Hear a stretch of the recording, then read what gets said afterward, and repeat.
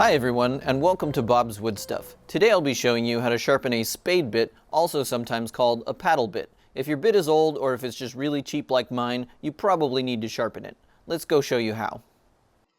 I'll be using this pocket microscope to check on my progress as I go along. This will give me details about the edge of the bit. This is the edge before doing any sharpening at all. You can see that the edge is very dull, and there are machining marks from making the bit that go all the way to the edge, which would prevent it from being sharp, and there's a nick in it. The first step is to make sure that the flat surfaces are actually flat, and to polish out the machining marks. I'm starting with 220 grit sandpaper adhered to a piece of glass. I can still see some machining marks on the tip of the bit, so I'll keep going on the sandpaper until the sandpaper scratches go all the way to the tip of the bit.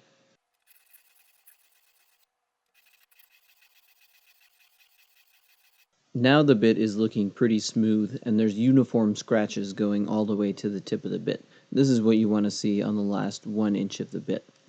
The sandpaper is becoming clogged with steel particles, so we need to vacuum it out so the sandpaper doesn't stop cutting as it should.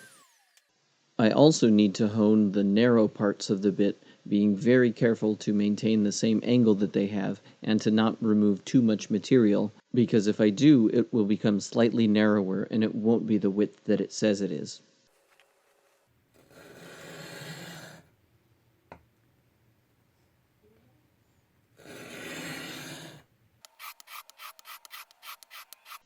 Now the side edge is starting to get pretty sharp, so I'll move on to the 325 grit diamond stone.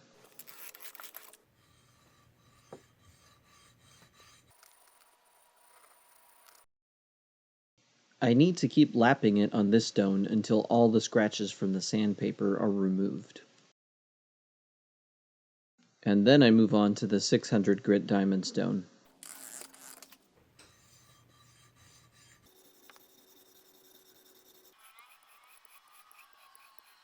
This is what the edge of the bit looks like right now. This is probably more than sharp enough, but I know I can get it sharper, so I'm going to keep going. I'll move on to the 1200 grit diamond stone.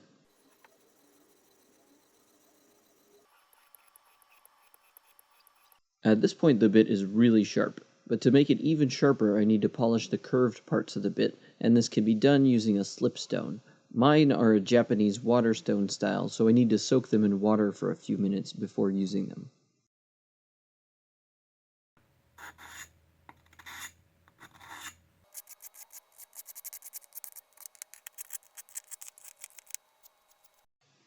Using the slipstone on the curves gave me a little bit of a burr on the flat side, so I'm going to go back to the 1200 grit stone real quick and polish that out. This is what the edge looks like at this point. It's clearly much sharper than the previous one, so let's go test it out. This is the 1 inch bit that was not sharpened.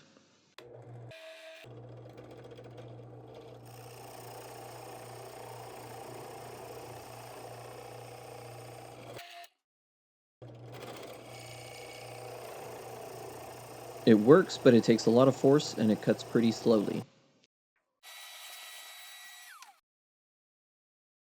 This is the 7/8 inch bit that I sharpened.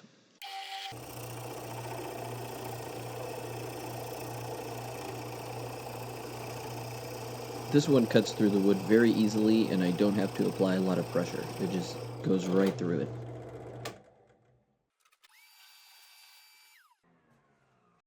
Looking at the two holes side by side, you can see that the hole made with the dull bit has tear out in the upper right and in the lower left. This is why. As the blade spins inside the wood, it is affected by the direction of the grain. In this section, the blade is going downhill with the grain, or just with the grain, so it gives it a nice slice.